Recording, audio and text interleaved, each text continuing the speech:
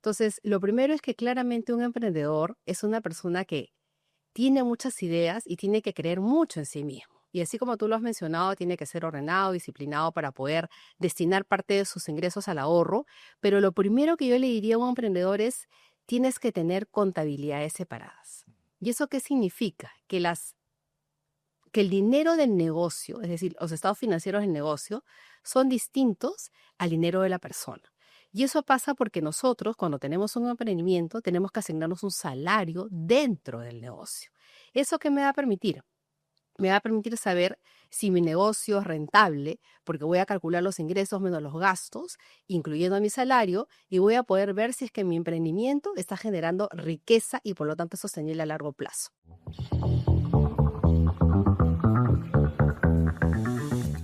Bienvenidos a una nueva edición de Emprende sí o sí. Sin excusas, convierte tus excusas en resultados. Les saluda Guido Sánchez Yávar para darles la más cordial bienvenida a todos aquí, a mi equipo. Muchas gracias al equipo de Perú 21 y por supuesto a nuestros invitados. Vamos a hablar de educación financiera. ¿Qué es la educación financiera y cómo se relaciona con el emprendimiento? Y para hablar de este tema, hemos invitado a una de las personas que está trabajando más intensamente este tema, educación financiera, trabajando en las instituciones, en congresos, en las universidades, en general en la educación y el desarrollo de estas capacidades y competencias ligadas a lo que se conoce como la educación financiera. ¿A quién me refiero? A Giovanna Prialé. Giovanna es economista de la Universidad del Pacífico, ha hecho estudios de posgrado en la Javeriana de Colombia y tiene varios años trabajando estos temas de educación financiera. Bienvenida, Giovanna. Feliz de tenerte acá. Muchas gracias, Guido, por la invitación. Creo que el tema de educación financiera es muy importante, sobre todo cuando estamos tratando de lograr que los emprendimientos no duren solamente un año. Sabemos que en promedio 8 de cada 10 empresas por lo general quiebran al año. Entonces, la herramienta financiera es un componente fundamental si lo que queremos es darle sostenibilidad al emprendimiento. Así que te agradezco mucho por la invitación. No, feliz. Y vamos a hablar de este tema porque además los dos somos economistas, estamos formados en estos temas. Pero el enfoque estamos hablando de educación, no estamos hablando de finanzas, estamos hablando de educación financiera, de comportamientos, de capacidades, de competencias, en fin, de lo que necesita una persona para decir que tiene una educación financiera. Y cuando a mí las personas que quieren empezar un negocio, pues si me dicen, Guido, ¿por dónde empiezo mi emprendimiento? ¿Y sabes lo que yo le digo? Empieza ahorrando. Porque si tú eres capaz de ahorrar, vas a ser capaz de emprender. Porque el ahorrar no es fácil, es difícil. Y emprender es difícil. Y ahorrar necesita ciertas capacidades y competencias como la disciplina, la perseverancia, la planificación, es al asumir riesgos calculados, el consumo presente versus el consumo futuro. ¿Te acuerdas cuando yo antes le digo, si tú eres capaz de ahorrar y has desarrollado y tienes esas capacidades te van a ayudar mucho al momento de emprender? Y esa es la introducción que les quiero hacer, queridos amigos, porque Giovanna ahora nos va a explicar, cuando hablamos de educación financiera, ¿de qué competencias, capacidades tenemos que desarrollar en las personas que tienen educación financiera? Mira, el tema de educación financiera, como tú me lo mencionabas, es el desarrollo de estas competencias que nosotros tenemos que tener para poder aproximarnos al dinero y ser ordenados financieramente. Entonces, en el caso del emprendimiento, de repente hay tres tips que a mí me gustaría comenzar o arrancar con ellos porque la idea es que esto sea funcional y que sea útil para las personas que están viendo tu programa. Entonces, lo primero es que claramente un emprendedor es una persona que tiene muchas ideas y tiene que creer mucho en sí mismo. Y así como tú lo has mencionado, tiene que ser ordenado, disciplinado para poder destinar parte de sus ingresos al ahorro. Pero lo primero que yo le diría a un emprendedor es, tienes que tener contabilidades separadas. ¿Y eso qué significa? Que el dinero del negocio, es decir, los estados financieros del negocio, son distintos al dinero de la persona. Y eso pasa porque nosotros, cuando tenemos un emprendimiento, tenemos que asignarnos un salario dentro del negocio. ¿Eso qué me va a permitir? Me va a permitir saber si mi negocio es rentable, porque voy a calcular los ingresos menos los gastos, incluyendo mi salario, y voy a poder ver si es que mi emprendimiento está generando riqueza y por lo tanto es sostenible a largo plazo. Y por otro lado, el tener yo un salario me va a ordenar a mí para tener mi presupuesto. Y en el presupuesto yo voy a tener los ingresos que genero, que es mi salario, menos los gastos necesarios, que puede ser alquiler, pago de colegio, agua, etcétera, para esa diferencia destinarla, como tú decías, al ahorro y recién si tengo un excedente voy a poder darme un gustito. Entonces, lo primero que yo recomendaría cuando hablamos de educación financiera es tener claro que nosotros tenemos que tener contabilidades separadas cuando estamos haciendo un emprendimiento. Y lo segundo, muy cortito, ¿no? Sobre todo en este escenario de incertidumbre en el cual tenemos una guerra fuerte entre Irán e Israel, pero también tenemos otros escenarios a nivel nacional e internacional, es desde el momento uno tienes que tener claridad sobre tu flujo de caja. Muchos emprendedores se esfuerzan o nos esforzamos en vender y es importante vender, pero más importante es saber cuánto me está quedando al final del día entre lo que entra y lo que sale de caja. Porque si yo tengo un flujo de caja ordenado, voy a poder saber qué día del mes estoy teniendo las cifras en rojo. ¿Qué día del mes me está tocando pagar salarios? Y por lo tanto yo voy a poder ordenar mejor qué días tengo que tener dinero sí o sí para poder afrontar ese gasto esperado en ese mes. Entonces, esos dos tips yo creo que son fundamentales cuando nosotros estamos hablando de educación financiera y hacer sostenible nuestro negocio en el mediano y largo plazo. Maravilloso. Y suscribo el primero. Eso me va a quedar muy grabado. Recuerdo una vez estar visitando una ciudad de Perú y en la calle me encuentro con el presidente de la Cámara de Comercio de esa ciudad. Y me dice, Guido, quiero hablar un breve contigo, a ver si nos reunimos. Siento que está la empresa desordenada, me dice. ¿Ya? Yo así en la calle estábamos casi saludándonos, le digo, perdóname lo que te voy a decir, pero con esto no te estoy diciendo que seas gastador, pero estoy seguro que tú no te pones un salario en tu empresa. Y si tú no te pones un salario, eres el primero en hacer desorden en las finanzas de la empresa. Repito, no estoy diciendo que seas gastador, pero el orden empieza porque tú te pongas un salario y ves o vivas, y eso vas a ver cómo ordena el resto del negocio. Punto 1, Giovanna, suscribo. Punto 2, el flujo de caja. Ingresos menos egresos. Básico, queridos amigos. Y entonces esas dos cosas que son muy importantes. Y la tercera, recuérdame, Giovanna. La tercera que yo creo que es clave es el fondo de emergencia.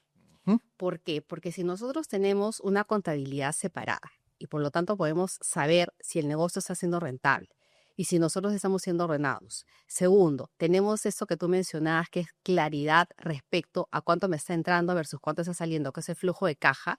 Lo tercero es contar con un fondo de emergencia. Y eso nos obliga, como personas naturales, a que parte de lo que estamos ahorrando lo invirtamos adecuadamente, es decir, que le ganemos a la inflación y también al costo de oportunidad de ese dinero, y que tengamos también como negocio un fondo de emergencia para cubrir gastos operativos. ¿Por qué? Porque frente a una contingencia como puede ser de repente el cierre de las actividades económicas o una caída en las ventas, nosotros tenemos que cuidarnos de salir corriendo a sacar crédito caro o de salir corriendo a solicitar algún dinero de repente que nos van a cobrar una tasa elevadísima. El fondo de emergencia te da tranquilidad para suavizar tu consumo como persona natural, es decir, cubriendo tus gastos, y como empresa para seguir pagando salarios y los costos fijos. La recomendación es que ese fondo de emergencia sea como menos entre 3 a 6 meses. Y entonces tú me dirás, para una persona que recién está emprendiendo, es difícil conseguir ese fondo de emergencia. Y justo ayer estaba conversando con un par de personas que están trabajando en hacer un emprendimiento y yo les decía, la meta debería ser que al cierre del primer año, todo lo que has generado de utilidad puedas tenerlo como fondo de emergencia, por lo menos para cubrir los salarios de los próximos 3 a 6 meses, para que de esta manera el negocio tenga una espalda financiera frente a una coyuntura que puede ser una contingencia complicada. Y para sumarte un granito de arena, yo diría que también es importante considerar que la deuda no es mala. La deuda puede ser una deuda productiva si es que me ayuda a generar mayores ingresos al negocio, siempre que el retorno del proyecto en el cual yo he invertido supere al costo del endeudamiento. Entonces, yo creo que esos 4 tips para empezar podrían ser como sumamente importantes en el caso de trabajar nosotros educación financiera con emprendedores. Maravilloso. Ahora, tal vez usted es la persona que dice, el dinero es como agua entre los dedos, ¿no? Se me va. No llego a fin de mes. ¿Ah? Y claro, es como una hemorragia, dicen algunos. Es como una hemorragia. Entonces, ¿qué hacemos cuando hay una hemorragia? Hay que poner un parche. Y ese parche en la hemorragia del gasto es el presupuesto o el flujo de caja, como dices, porque son equivalentes, ¿no es cierto? En el caso de una persona hacemos un presupuesto, pero las empresas hacemos un flujo de caja que son equivalentes. Qué importante es esa planificación desde el momento cero al momento de emprender. Entonces, ya nosotros tenemos 4 recomendaciones, a saber, 1, el salario. Tienes que poner tu salario. 2, tu flujo de caja. Ese va a detener la hemorragia llamada gasto, ¿eh? Tercero, emergencia. Buenísimo. Y cuarto, la deuda no es mala. Por supuesto que no es mala.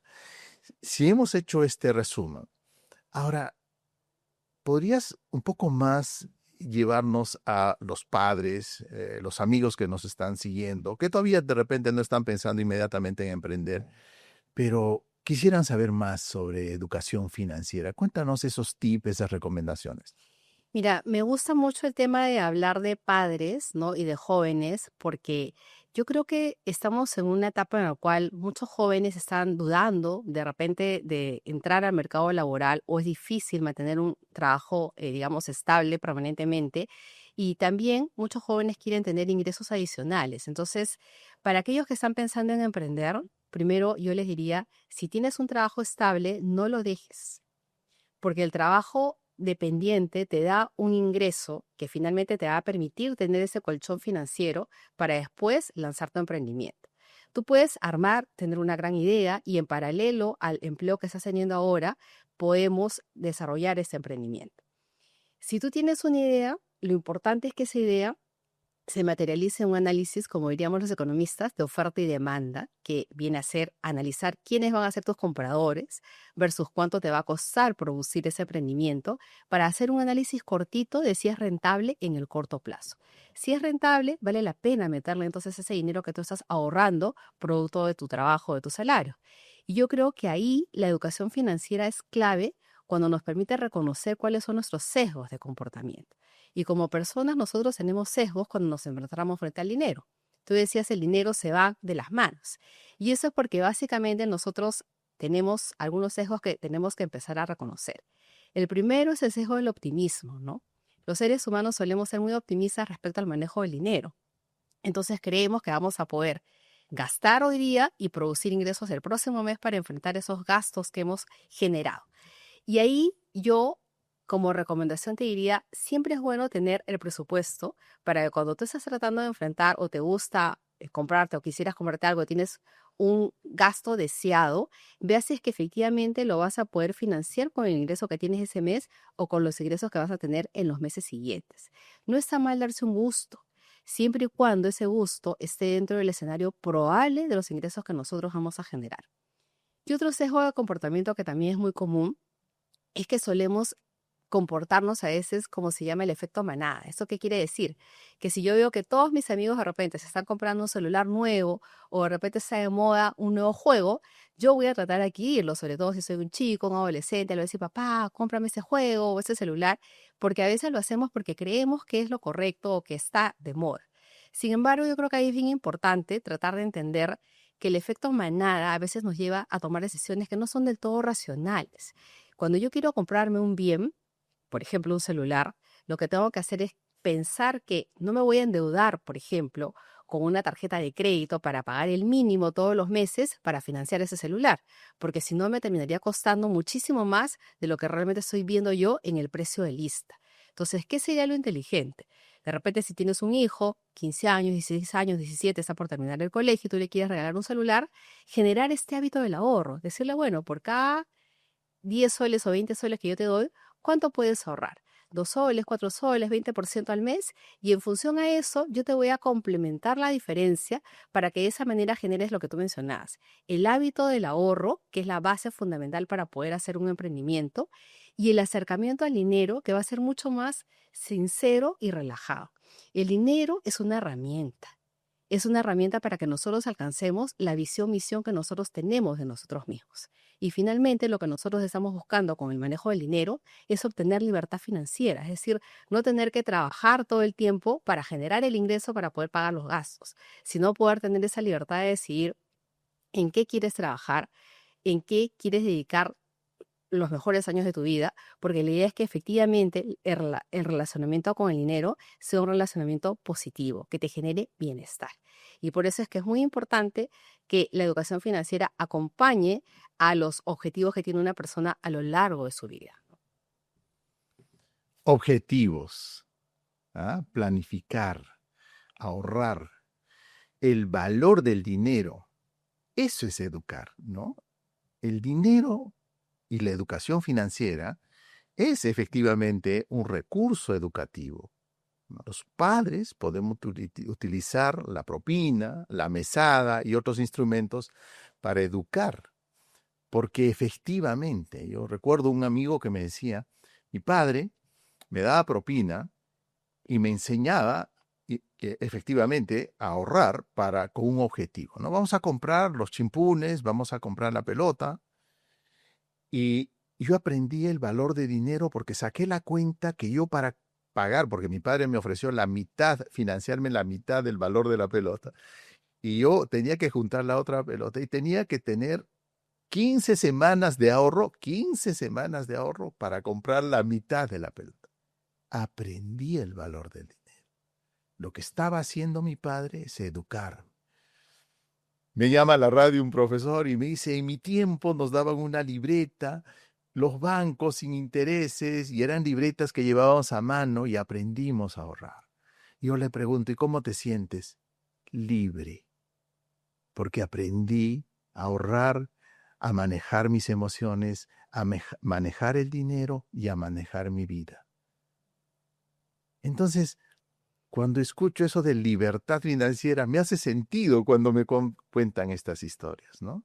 Efectivamente, si tú eres capaz, y te dejo esta reflexión para tus comentarios, si tú eres capaz de controlar tus emociones, eres capaz de controlar tu vida y eres capaz de controlar el dinero, ¿qué dirías ante esa frase? Mira, me está sonando en la cabeza la reflexión que acabas de hacer, me parece muy bonita, porque yo tengo alumnos que están ahorita en la universidad, muchos de ellos trabajan, ¿no? Para poder pagar sus ingresos, los gastos de la universidad, y en este caso, ¿qué tan importante es poder administrar adecuadamente tu dinero para que tú no frustres tu carrera universitaria por falta de ingresos? Entonces, eso que aprendiste de repente que parece, digamos, gracioso con la pelota, al final es un hábito que te va a permitir cuando llegues a la universidad y tengas que pagarte los estudios, contar con ese excedente que te va a permitir llegar al último ciclo y pagarte la carrera.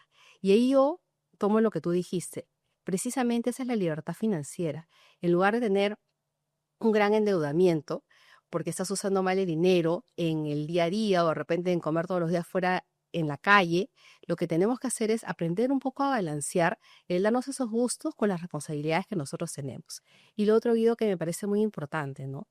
Han cambiado mucho los tiempos, a mí me gusta leer muchísimo. Hay un libro que se llama Perennials, que yo se los recomiendo porque lo que busca es hablar de cómo hoy día las personas de diferentes edades conviven a veces bajo el mismo hogar, personas mayores de 60, 10, 40, 20 años, en fin. Y esa combinación de distintas edades, experiencias, juventud, te permite tener una riqueza en el hogar que antes no se da con tanta facilidad. Y yo creo que esa es una recomendación para la época que nosotros estamos viviendo. El ahorro es una herramienta fundamental para acercarte a la libertad financiera. Pero más importante es tener claro que lo que nosotros hagamos con nuestro tiempo, lo que hagamos con nuestra vida, es parte de las decisiones que estamos tomando para acercarnos a la persona que nosotros queremos ser hoy y mañana. Y lo otro, tal vez como reflexión final, ¿no? Antes se pensaba que una persona estudiaba, entraba a la universidad, se casaba, tenía hijos, luego se jubilaba. Los tiempos han cambiado muchísimo. Entonces yo creo que hoy día una persona mayor de 40 años o de 50 tiene la posibilidad de soñar y desarrollar emprendimientos que antes de repente no se podía porque puedes usar las herramientas que tienes a tu disposición, tanto de inteligencia artificial como de redes, y creo que eso está revolucionando la forma en que los emprendedores van a poder hacer negocio hoy día en los próximos años, tanto en el Perú como en el resto del mundo. Por supuesto que sí. Se acabó el tiempo. Gracias, Giovanna. Gracias, amigos, por su amable sintonía. Estamos en el mes de la patria. No hay país más diverso. No hay país más emprendedor. Gracias por su amable compañía y si le gustó este programa, como espero que sí, porque yo lo disfruté y aprendí muchísimo, compártalo. Gracias.